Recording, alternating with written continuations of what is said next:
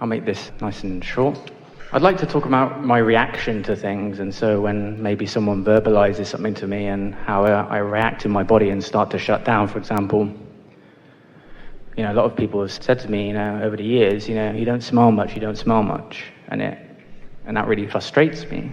And maybe I start thinking, maybe I overthink too much, when in moments I know that I'm really happy. So, I guess my question is, how do I learn to control my overthinking and going into the stories, because they seem so rapid sometimes? Well, we don't think that there's a better topic for this point in our conversation than reaction, because that is in fact the reason that so many of you don't offer the vibration that you mean to steadily. And we cannot talk about reaction without talking about law of attraction, because your reaction is because of law of attraction. So it feels to you like what you're reacting to is a circumstance, or maybe what someone said, that you're reacting to the condition. But really what you're reacting to is your vibrational habit that caused the condition. And so what we would like you to do is to learn to react to the vibration before it's a condition. In other words, we want you to react. It's like if you're driving and the bumps on the road let you know that you're going off the road into the ditch. We want you to react from the information. And so getting yourself in alignment is about reaction, isn't it? It's about using your guidance system. How could anyone effectively use their guidance system if they're not reacting to the guidance or adjusting to the guidance? So when you talk about reacting, if you are talking about reacting to a comment or reacting to a situation, we want to say it's natural that you would, it's just a little too late. Because once it has come so far that you're having that experience, of course, then the reaction becomes part of your experience. So it really is about catching it earlier. It's about caring about the way you feel and catching it as early as you can, yes? I've been using meditation as a practice for... That's a really good way to practice a vibration. How do I tell the difference, you know, between that gut feeling and that head and those different thoughts that are coming in on maybe a decision to make or something to go for? We've been talking a lot about inspiration, but we want to remind you all here today that that feeling of inspiration is that feeling of being called. It's really a feeling of momentum. So you can be inspired from the receptive mode, from the receiving mode, from source, or you could be inspired from your resistant mode, from trouble. In other words, sometimes if someone is behaving in a way that causes a reaction to you, you feel like responding in the way you do. And so you are inspired, you might say. You just want to be aware of from what vibrational stance the inspiration is coming. You see what we're getting at? So there is no way around this other than to consciously acknowledge what the receiving mode feels like. Compliment yourself when you are there. Acknowledge the benefit of being there, not just because of the results that happen, but because of how good it feels along the way.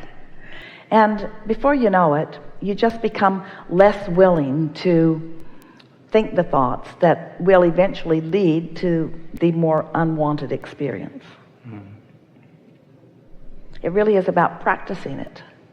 But we've never known anyone who was successful at shifting their vibration who did not understand vibrational basis of things. Almost everyone in your world is reacting to situations. So it's just a reaction to this and a reaction to this and a reaction to this. And we want you to realize that you didn't come as a reactor, you came as a creator. And so what you're wanting to do is, first thing in the morning, before there has been anything really for you to react to do your best through meditation is a really good way to tune in to who you really are. And then after you've tuned into who you really are, then you can begin reacting to the impulses that are coming from that. Such a good word. We haven't talked about reaction in this context with much depth. Is it of value to you? Can you feel it? Awareness has been something which is built over time as my frequency has changed and as I've done more meditation practices. And oftentimes now I may react and I'll go, damn it, I knew I should have caught it then. How can we, is there any strategies or anything that we can implement to be able to catch things quicker? Yeah, acknowledging that you didn't catch it quicker is a good step in queuing yourself up to be ready earlier. But we want to insert another word into this conversation so that you can look at this in a different way. Let's use an example, not necessarily one that you're offering, where someone is suing you or negatively affecting you in some way, and you have a reaction about that. What we would like to say is that really what it is a continuation of a vibration. The things that are manifesting in your experience are actually reactions to a vibration that you've got going on. So in a world of law of attraction, isn't everything a reaction? Everything's a reaction to the vibration that you've got going on. That's really important to acknowledge. Can you feel how important that is? So in this continuum of reactions, you just got to decide to what do you want to react? And what vibration do you want to practice to which you know the universe will respond or react? And so someone sort of has to break the evil cycle. We're being playful with that word, because otherwise it's just a chain of pain. And someone has to decide, wait a minute, I'm not going to go the way of this momentum. I'm going to do something else, but I can't do it right now because the momentum is taking me. So I'm just going to take a hiatus from this conversation or from this topic. And I'm going to focus upon the things where my reaction and the universe's reaction to my reaction is what I want it to be. So let's not condemn reaction. Let's call it a natural consequence of the vibrational universe in which we are all focused. And instead, let's just talk about getting better at focusing and better at sending a signal to which the universe is going to react. And just be playful about it. That's really important. Esther started playing a game with herself where when wonderful things would happen, she would say, I did that. And when not wonderful things would happen, she would say, I did that too. Because there's something so empowering about accepting that you are doing it all and the universe is reacting to you. Now, it's fair to say, yeah, but I reacted to something else before I was offering a vibration that the universe was reacting to. And we say, doesn't matter. Doesn't matter. So your questions are so important because you're saying, so how can I stop being that reactor? How can I change the vibration? We say, you just got to practice. And what's at the root of that is really caring how you feel. Finally, once and for all, not being willing to put up with negative emotions, even if they're not that strong. Most of you put up with stuff until it gets really big, and then you react in a stronger way. In other words, I'm just not going to put up with that anymore. Well, you could have had softer, subtler reactions all the way along that would have been less impactful for your experience. But it's all good, isn't it? Really? Isn't it all good? Isn't it all part of the process? Don't you kind of like figuring things out as you go? And so maybe the strongest thing that we'd like to say to you is if you can resist the temptation to beat up on yourself about things and just say, well, this is good, or I needed that, or that was good clarification for me, or I'm glad that happened because now I understand this, or now I've put more into my vortex, or. In other words, just find a way of making peace with yourself. Do everything you can to make yourself feel better about yourself. Is that the same when fear arises and it takes over? Doesn't matter what it is. Fear is just a stronger momentum. Fear as opposed to frustration, or fear as opposed to even overwhelmment. Fear is an indicator of a stronger discord, which could mean some different things. It usually means this really matters to you and you're in opposition to it. And it also usually means that you've been practicing the vibration and you've allowed the momentum to become quite strong. That usually means that you could have stopped it at many opportunities at an earlier time. But there's a lot of justifying that almost everyone does about why you didn't. And usually it's just because you didn't take the time or because you're too busy. That's a big factor for so many of you. You get yourself so task-oriented and so time-sensitively task-oriented that you don't feel like you have the luxury of time to process things or to find a better thought. But you can soothe that a lot with a very small habit. And that is, if we were standing in your physical shoes, the first thing in the morning, we would decide before we sleep even, that in the morning we're going to get this day off in a more deliberate vibrational pattern. And we would wake up, drink and eat something, brush your teeth and wash your face and get yourself feeling comfortable. And then we would sit and quiet our mind for 15 minutes until any resistant vibration is no longer pressing. And then we would set forth gentle intentions about how we want to feel for this day.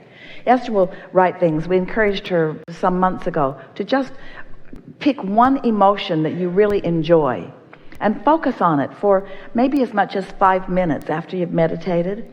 And so Esther started out with the word fun. Fun. Just focused on fun. And just really said the word fun until the feeling of fun sort of began coming over her. And what she began to notice is that after a day or two or three of spending about 5 minutes just focused upon the idea of fun, fun things would occur to her. And she started scheduling more fun things to do for herself or for herself with others, just more fun things. And then once she had found the fun of that, then the word that she chose was clarity.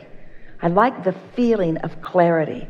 And in order to really amplify how nice the feeling of clarity is, she put it up against the feeling of confusion. And she played that game, confused or clear-minded.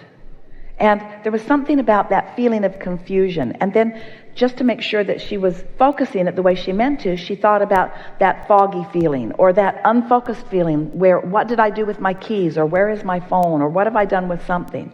And then she thought, clarity. I know where my keys are. I know where I've put them. I know where my phone is. And then after a while it went further, that feeling of being in the right place at the right time, and the timing of saying something just right, and the meeting of other people who were there, and the parlaying of the idea up and up and up and up and up, till that feeling of clarity became sort of an intoxicating addiction, one that she almost was not willing to leave her room until she was sure that she had accomplished the feeling of clarity. And even though oftentimes she left her bedroom where she had been meditating and doing her processes before she had accomplished the feeling of clarity, because the feeling of clarity is a reaction to some things, isn't it? But just playing that game, she started noticing how clear she was, how easy the day unfolded, how good her timing was, how many things rendezvoused with her, and she knew that this process was working for her, you see. Jerry and Esther have a friend who is a therapist. She has lots of credentials, and she counseled, or at that time was counseling, quite a few people. And we were talking about the idea of scripting, which is like telling the story the way you want it to be, putting the components in it the way you like it. I did this and it felt like this, and then I did this and it felt like this. So this woman had some people who she was assisting, one of them her son, who is a really good carpenter. He makes finished furniture. He was the best around, but he didn't have any business. And so she just began focusing on him and thinking about his success, because it was pleasurable to do, much more pleasurable than reacting to his reality. And because he was removed enough from her, she took pleasure in this game. So she wasn't doing it to try to fix something. She was doing it for the pleasure that it gave her. And then she began noticing that his phone began ringing and things began happening, and she realized that she was amplifying something about him and meeting him on the level of his desire. And he was close enough to the vibration of his own receiving that it made a big difference in his experience. So the reason that we tell you this story is because we want you to realize that you have the potential of really uplifting anything that you turn your attention to, provided you can find that upliftment